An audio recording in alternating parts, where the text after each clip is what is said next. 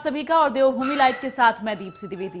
केदारनाथ यात्रा शुरू होने के पहले ही दिन धाम में आस्था का सैलाब उमड़ पड़ा। सुबह कपाट खुलने के मौके पर धाम में 10,000 से अधिक श्रद्धालु मौजूद थे और दिन भर यात्रियों के गौरीकुंड से केदारनाथ पहुंचने का जो सिलसिला था वो जारी रहा। शाम तक दर्शन करने वालों की जो संख्या है वो 23,512 पहुंच गई और बीते 2 वर्षों में कोरोना संक्रमण के चलते ये यात्रा जो है व्यवस्थित रूप से संचालित नहीं हो पाई थी। कोरोना संक्रमण जाने के बाद से शुभ तिथि पर खोले जाने के बावजूद भी यात्रा को प्रतिबंधित कर दिया गया था और संक्रमण कम होने पर दर्शन को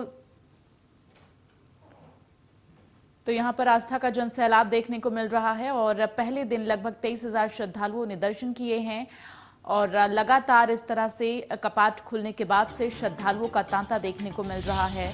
आपको बता दें कि कोरोना की वजह से जो है ये यात्रा सुचारू ढंग से नहीं चल पा रही थी, लेकिन 2 साल बाद अब जब केदारनाथ धाम के कपाट खुले और इसके साथ ही यात्रा सुचारू ढंग से चल रही है तो श्रद्धालुओं की भारी भीड़ यहां पर देखी जा रही है। केदारनाथ धाम में आस्था का जनसैलाब उमड़ा हुआ दिखाई दिया जब केदारनाथ धाम के कपाट खुले। 23,000 से ज्यादा श्रद्धालु जो हैं वो दर्शन किए हैं। कपाट खुलने के मौके पर 10,000 श्रद्धालु मौजूद थे, लेकिन दर्शन करने के लिए 23,000 से ज्यादा श्रद्धालु आपको बता दें कि केदारनाथ धाम पहुंचे और ऐसे में अब वहां भक्तों का जनसैलाब देखने को मिल रहा है। तो लगातार हम आप तक अपडेट भी पहुंचा रहे हैं कि किस तरह से वहां पर व्यवस्थाएं की गई हैं और प्रशासन के द्वारा क्या कुछ व्यवस्थाएं की गई हैं। हेलीपैड सेवा को लेकर पहले से ही बुकिंग शुरू कर दी गई थी और ऐसे में जो है 5 जून तक के लिए सभी बुकिंग जो हैं वो हो चुकी हैं। तो कहीं ना कहीं जो है श्रद्धालुओं में एक उत्साह देखने को मिल रहा है। एडवांस बुकिंग लगातार लोगों के द्वारा की जा रही है और आपको बता दें कि 2 साल बाद, चूंकि कोरोना की वजह से ये यात्रा प्रभावित रही, 2 साल बाद अब श्रद्धालुओं को केदारनाथ धाम में दर्शन करने का मौका मिल रहा है, जिसके बाद से श्रद्धालुओं में एक अलग उत्साह भी देखने को मिल रहा है। चूंकि 2 साल से ये यात्रा कोरोना की वजह से प्रभावित रही और ऐसे में अब श्रद्धालु केदारनाथ धाम का रुख कर रहे हैं और जब विधि विधान मंत्रोच्चारण के साथ कपाट खोले जा रहे थे, इस दौरान 10,000 श्रद्धालु जो है गवाह बने, साक्षी बने इस पल के और तस्वीरें हमने भी आप तक लगातार पहुंचाई और अभी भी जो तस्वीरें सामने आ रही हैं वो हम लगातार आप तक पहुंचा रहे हैं कि किस तरह से कपाट खुलने के बाद श्रद्धालु वहां का रुख कर रहे हैं और एक भारी संख्या में श्रद्धालुओं की भीड़ केदारनाथ धाम में पहुंच रही है दर्शन करने के लिए। इसके साथ ही आपको बता दें कि 3 मई को गंगोत्री और यमुनोत्री के कपाट खोले गए थे और ये यमुनोत्री और गंगोत्री वहां पर दर्शन करने के लिए श्रद्धालु पहुंच रहे थे, जिसके बाद से अब 6 मई को केदारनाथ धाम के कपाट खुल गए हैं। 6:25 पर यह कपाट सुबह के वक्त में खोला गया, जिसके बाद से अब दर्शन करने के लिए लगातार श्रद्धालु रुक कर रहे हैं। तो ऐसे में पहले दिन 23,000 से ज्यादा श्रद्धालुओं ने बाबा केदारनाथ के दर्शन किए और अभी भी श्रद्धालुओं की भीड़ जो है केदारनाथ धाम में देखी जा रही है। तो ऐसा कहा जाता है कि यहाँ पर स्वर्ग से हवा आती है और ऐसे में लोग इस आनंद को लेने के लिए और ऐसे में केदारनाथ धाम के दर्शन करने के लिए वहां का रुख करते हैं। भारी संख्या में श्रद्धालुओं की भीड़ जो है केदारनाथ धाम में अब देखी जा रही है। वहीं गंगोत्री और यमुनोत्री वहां पर भी श्रद्धालुओं की भारी भीड़ है। हालांकि आपको बता दें कि जो श्रद्धालु हैं वो एक सीमित संख्या में दर्शन करने के लिए पहुंच सकते हैं। इसके लिए एक पूरा क्राइटेरिया बनाया गया है प्रशासन के द्वारा और संख्या निर्धारित की गई है। उसी रूल रेगुलेशन के साथ जो है श्रद्धालुओं को पहुंचना है दर्शन करने के लिए। एसी भट्ट हमारे साथ इस वक्त फोन लाइन पर जुड़े हुए हैं, संवाददाता। वहां पर अभी जिस तरह से 23,000 श्रद्धालुओं ने इसी दर्शन किए हैं और इसके साथ ही आज वहां पर क्या जनसैलाब किस तरह से दिखाई दे रहा है केदारनाथ धाम में? 6 मई को बाबा केदार के कपाट खुल चुके हैं और काफी अधिक संख्या में श्रद्धालु यहाँ पे पहुंच रहे हैं। कल जो 6 मई को कपाट खुले हैं उसमें 23,512 लोगों ने यहाँ पर दर्शन किए हैं बाबा केदार के और कम से कम 25 से 30,000 से अधिक संख्या अभी बाबा केदार के धाम में श्रद्धालुओं की है, जो लगातार बढ़ती जा रही है। ऐसे में इसी अभी वहां पर जो प्रशासन के द्वारा व्यवस्थाएं की गई हैं वो किस तरह से लोगों के बीच में वो सुविधाएं देखने को मिल रही है? चूंकि प्रशासन की तरफ से कई बड़े दावे किए गए हैं, क्या वो सभी सुविधाएं जो श्रद्धालु वहां पर पहुंच रहे हैं उन्हें मिल रही हैं? जिस तरीके से प्रशासन की यहाँ पे व्यवस्थाएं हैं वो कुछ मात्रा में ठीक भी हैं और कुछ मात्रा में ठीक भी नहीं है। वो किसी तरह से यहाँ पे श्रद्धालु जो हैं वो सीमित मात्रा में अगर वहां पर पहुंचते हैं तो उनकी व्यवस्था हो सकती है, पर श्रद्धालु जो है कि अधिक मात्रा में वहां पे पहुंच रहे हैं, जिनकी संख्या वहां पे अधिक से अधिक दर्ज की जा रही है और उनकी व्यवस्था वहां पर करना मुश्किल हो रहा है। ऐसे में जिन श्रद्धालुओं को दिक्कत हो रही है, इसके लिए क्या कोई वहां पर शिकायत केंद्र या कुछ इस तरह से चीजें हैं कि श्रद्धालु अगर उन्हें किसी भी तरह की दिक्कत है तो अपनी शिकायत दर्ज करा सके और अपनी समस्या का समाधान करा सके?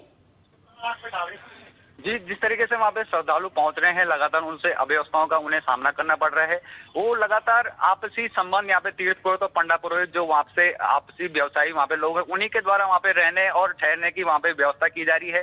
बाकी कुछ भी इस तरीके से कुछ व्यवस्था नहीं है कि वो अपनी शिकायत दर्ज करवा सके या बद्री केदार मंदिर समिति की ओर से कुछ ऐसी व्यवस्था बनी हो कि श्रद्धालुओं का वहाँ पर रहने और ठहरने की व्यवस्था हो पा रही है।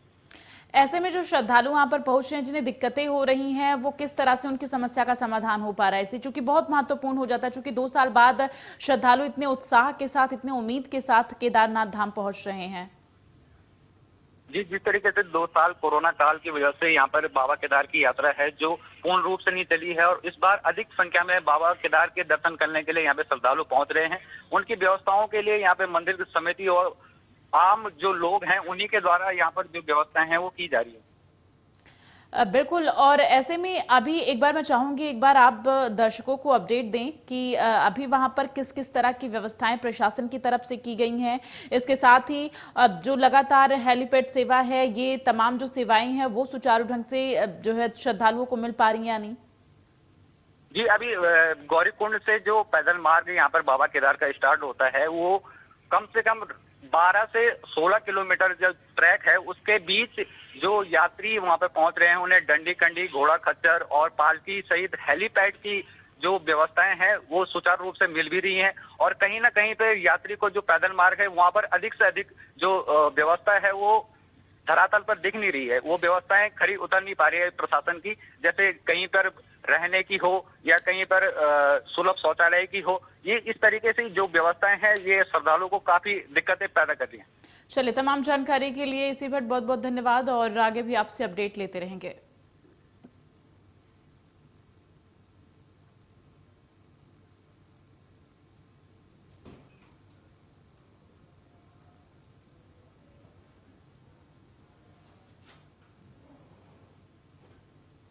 और चलिए आगे बढ़ते हुए बात करेंगे। उत्तराखंड के समाज कल्याण और परिवहन मंत्री चंदन राम दास उधम सिंह नगर दौरे पर हैं और इस दौरान वो रुद्रपुर पहुंचे, जहां बीजेपी कार्यकर्ताओं ने उनका जोरदार स्वागत किया। मौके पर मंत्री ने कहा कि चंपावत उपचुनाव प्रभारी के नाते उनका 1 दिन का चंपावत प्रवास कार्यक्रम है, जिसके चलते वो रुद्रपुर कार्यकर्ताओं से मिलने के लिए पहुंचे और इसके साथ ही विपक्ष पर निशाना साधते हुए उन्होंने कहा कि कांग्रेस की चंपावत में ऐसी स्थिति है कि उनको प्रत्याशी मिलना भी मुश्किल हो गया है।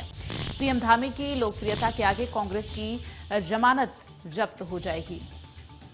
तो आपको बता दें कि लगातार चंपावत उपचुनाव को लेकर सरगर्मियां तेज हैं। हालांकि कांग्रेस की तरफ से भी प्रत्याशी का ऐलान कर दिया है। निर्मला गहतोड़ी जो हैं उनके सामने कांग्रेस की तरफ से चुनाव लड़ रही हैं और सीएम धामी जो है उपचुनाव लड़ रहे हैं। तो ऐसे में बीजेपी और कांग्रेस के बीच में जो है फाइट उपचुनाव में देखने को मिल रही है चंपावत में, जहां पर अब इसको लेकर सरगर्मियां तेज हो गई हैं। उधम सिंह नगर पहुंचे मंत्री जो है परिवहन मंत्री चंदन राम दास रुद्रपुर पहुंचे और ऐसे में उन्होंने ये बड़ा बयान दिया है। उन्होंने कहा है कि चंपावत में कांग्रेस की जमानत जब्त हो जाएगी।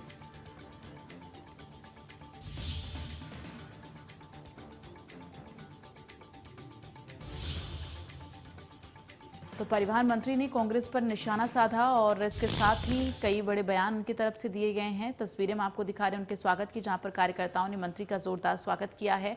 परिवहन मंत्री ने कांग्रेस पर जमकर निशाना साधा।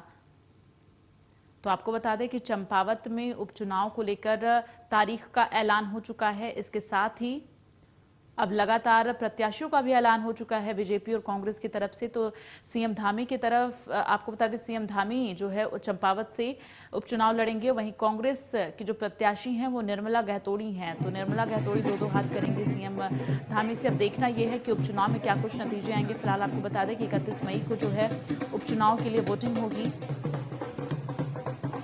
तो तो चंपावत उपचुनाव के प्रभारी हैं चंदन रामदास और ऐसे में वो चंपावत पहुंचे जहां पर परिवहन मंत्री की तरफ से ये तमाम बड़े बयान दिए गए। तो उपचुनाव के तौर पर आपको बता दें लगातार जिस तरह से अब यहां पर बयानबाजी तेज हो गई है। परिवहन मंत्री ने कांग्रेस पर जमकर निशाना साधा। चंपावत उपचुनाव के प्रभारी हैं चंदन रामदास। चेतन बद्रा हमारे साथ ज्यादा जानकारी के लिए संवाददाता जुड़े हुए हैं फोन लाइन पर। चेतन, जिस तरह से यहां पर ये बड़ी बात कही गई है मंत्री की तरफ से कि कांग्रेस की जमानत जब्त होने वाली है उपचुनाव में। जी बिल्कुल दीप्ति, जिस तरह से उत्तराखंड में उपचुनाव की तारीख जो है चंपावत में घोषित हो गई है और चुनाव की बयार चालू हो चुकी है, ऐसे में अब जो राजनीतिक बयान है वो भी चालू हो गए हैं। भारतीय जनता पार्टी के जो कबीना मंत्री हैं चंदन रामदास, इन्होंने रुद्रपुर में एक पत्रकार वार्ता में ये बताया है कि जो जिस तरह से कांग्रेस को प्रत्याशी नहीं मिल रहा है और धामी की लोकप्रियता के चलते काफी उत्साह है कार्यकर्ताओं में, उनका ये दावा है कि जिस तरह से चंपावत के लोगों में उत्साह दिखाई दे रहा है तो कहीं ना कहीं कांग्रेस की जो है वो जमानत जरूर जब्त होगी, क्योंकि कांग्रेस को प्रत्याशी तक मिलना मुश्किल हो रहा है और ऐसे में भारतीय जनता पार्टी जो है साफ तरीके से बहुमत हासिल करती हुई नजर आ रही है। दीप्ति, ऐसा भी देखा गया है अमूमन जब उपचुनाव होते हैं तो किसी भी मुख्यमंत्री का हारना थोड़ा मुश्किल होता है, तो ये जरूर जाहिर है कि कहीं ना कहीं मुख्यमंत्री की सीट साफ नजर आ रही है, तो ऐसे में बयानबाजी बिल्कुल होनी लाजमी है।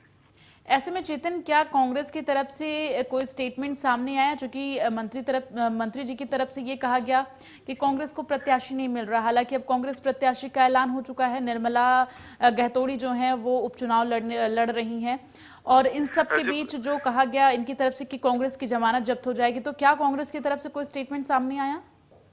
जी बिल्कुल, देखिए अभी तो ये बयान ताजा बयान है जिसमें चंदन रामदास ने कहा है कि कांग्रेस की जमानत जब्त हो जाएगी और कांग्रेस ने वही निर्मला गहतोड़ी को चंपावत से मैदान में उतारा है। तो अभी ये जो बयानबाजी का दौर है ये चालू रहेगा। कांग्रेस भी अपनी जीत के दावे कर रही है और मुख्यमंत्री को हराने की बात कर रही है और जो भारतीय जनता पार्टी है वो ये साफ तौर से ये मान रही है कि वो सीट बिल्कुल साफ है और धामी बिल्कुल जीतेंगे। जिस तरह से उत्तराखंड में पूर्ण बहुमत की सरकार आई है उस तरह से धामी भी फिलहाल उपचुनाव में अपनी जगह बनाएंगे और जब कांग्रेस की जमानत जब्त करेंगे।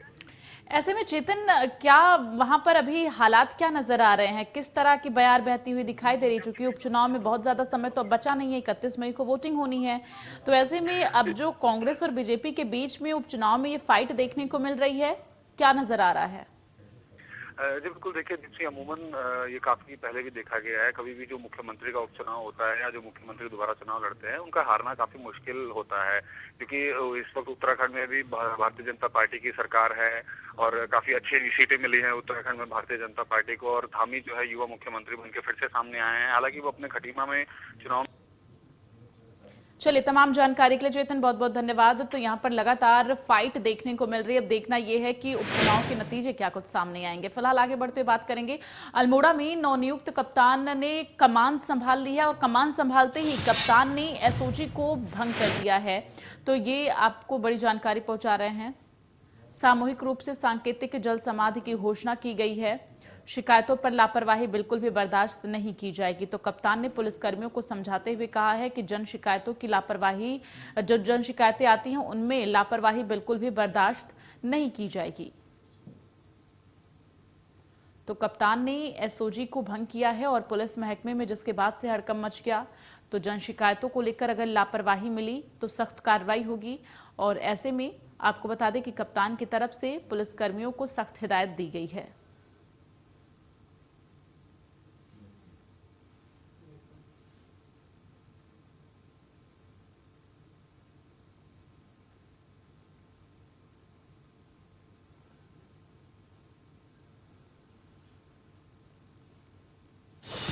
प्रदेश में पिरूल से बिजली बनाने की योजना पर अभी तक कोई कार्य शुरू नहीं हो पाया है। सचिव ऊर्जा और आपको बता दें सचिव ऊर्जा आर मीनाक्षी सुंदरम का मानना है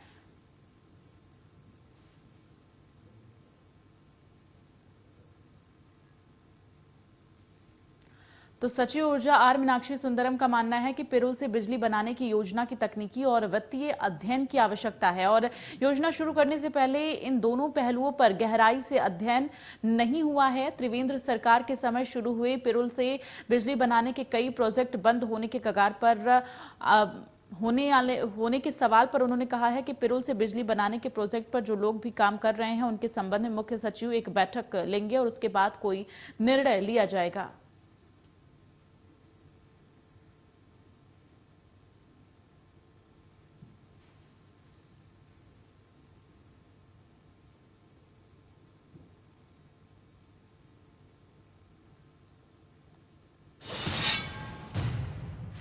उत्तराखंड में चारधाम यात्रा शुरू हो गई है। ऐसे में आपको बता दें भारी संख्या में श्रद्धालु जो हैं उत्तराखंड का रुख कर रहे हैं और इस कड़ी में हरिद्वार रेलवे स्टेशन के बाहर एक यात्री और स्थानीय दुकानदार के बीच मारपीट का जो वीडियो है वो सोशल मीडिया पर वायरल हो रहा है। इस मामले में सीओ सिटी शेखर चंद्र सुयाल का कहना है कि मामले में कोई भी तहरीर अभी तक नहीं आई है। अगर कोई तहरीर सामने आती है तो उस पर उचित कार्रवाई होगी। उन्होंने आगे कहा कि प्रशासन लगातार शहर में शांति व्यवस्था बनाए रखने का प्रयास कर रही है।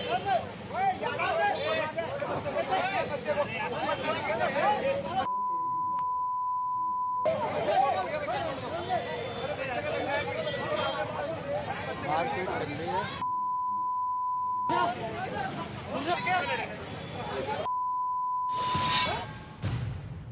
राज्य सरकार के महत्वाकांक्षी प्रोजेक्ट सैन्य धाम का समय से निर्माण करवाने के लिए राज्य के सैनिक कल्याण मंत्री गणेश जोशी ने कमर कस ली है और इसी कड़ी में सैनिक कल्याण मंत्री ने सैन्य धाम के निर्माण को गति देने के लिए अपने कैंप कार्यालय में सैनिक कल्याण विभाग के सचिव, अपर सचिव, जिला प्रशासन और कार्यदायी संस्था के अधिकारियों के साथ बैठक की है। मौके पर सैनिक कल्याण मंत्री गणेश जोशी ने कहा है कि सैन्य धाम के निर्माण को 2023 के अंत तक पूर्ण जो है कर लेने के लिए हम कृत संकल्पित हैं।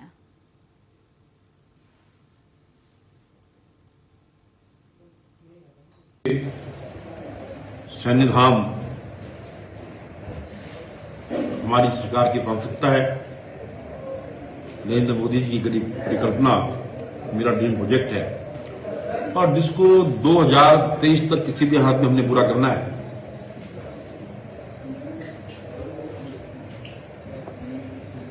उसके लिए मैंने आज एक मीटिंग रिव्यू करने के लिए आज अपने कैंप कार्यालय पर आहूत की थी, जिसमें हमारे सचिव सैनिक कल्याण, अपर सचिव, हमारे डायरेक्टर, डीएम व कार्यदायी संस्था के सारे अधिकारी मौजूद थे।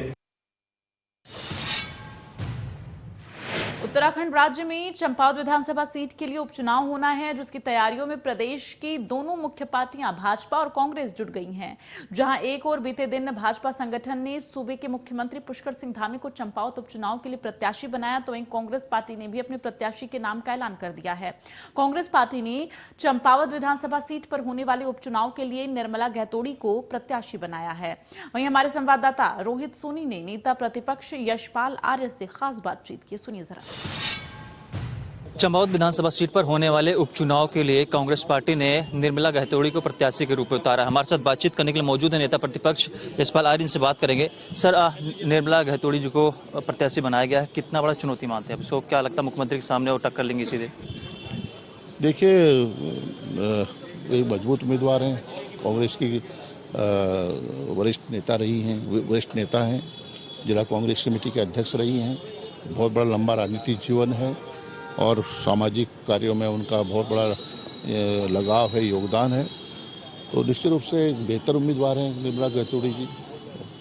देखिए सर, हमेशा चर्चा रहता है कि जिसकी सरकार होती है और उसके सरकार में अगर उपचुनाव होता है तो वही सरकार ही उपचुनाव जीतती है। स्वाभाविक है, धन बल है, सरकारी मशीनरी का दुरुपयोग हो रहा है, दिख रहा है वो, लेकिन उसके बावजूद भी हम लड़ाई को लड़ेंगे, मजबूती से लड़ेंगे। मजबूती करने के लिए कुछ टीमें गठित करने के निर्देश दिए गए? क्या कुछ टीम कितनी गठित की जाए, कितनी मजबूत टीम रहेगी? हमने सेक्टर वाइज हमने प्रभार दिया गया है, प्रभारियों की नियुक्ति की है, वहाँ के स्थानीय नेताओं को विश्वास में लेकर उन्हें जिम्मेदारी दी गई है। हमारे वरिष्ठ नेता और हमारे आदरणीय नेतागण और हमारे जो माननीय विधायक हैं, पूर्व विधायक हैं, वहाँ उनकी भी वहाँ पर जिम्मेदारी लगाई जाएगी। तो चुनाव को हल्के ढंग से नहीं लेगी कांग्रेस, मजबूती से लड़ेंगे। धन्यवाद। तो ये थे नेता प्रतिपक्ष यशपाल आर्य, जिनका साफ तौर पर कहना है कि निर्मला गहतोड़ी को वहां से प्रत्याशी बनाया गया है और कांग्रेस पूरी मजबूती के साथ इस चुनाव को लड़ेगी और जीत भी दर्ज करेगी। कैमरामैन सौरभ के साथ रोहित सोनी, इंडिया न्यूज, देहरादून।